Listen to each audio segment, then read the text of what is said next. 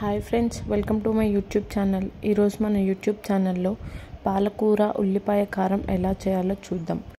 First అయితే ఒక కడాయిలో ఆయిల్ వేసుకొని ధనియాలు, పచ్చిశనగపప్పు, ఎండుమిర్చి వేసుకొని వాటిని బాగా వేయనియాలి.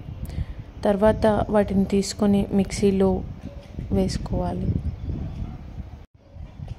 అదే కడాయిలో ఒక 2 తరిగిన ఆనియన్స్ వేసుకొని వాటిని కూడా బాగా వేయించి వాటిని కూడా మిక్సీ వేసి మెత్తగా గ్రైండ్ చేయాలి.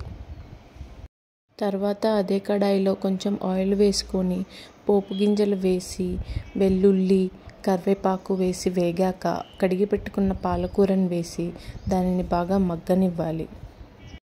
పాలకూర బాగా మగ్గిందనుకున్న తర్వాత మనం మిక్సీ వేసుకున్న పేస్ట్, కొంచెం సాల్ట్ వేసి బాగా తిప్పనివ్వాలి. ఆ పచ్చివాసన అనేది మొత్తం పోవాలి. అంతే, ఎంతో టేస్టీగా ఉండే పాలకూర ఉల్లిపాయ కారం ready. Enjoy. If you like this video, please like, share, subscribe.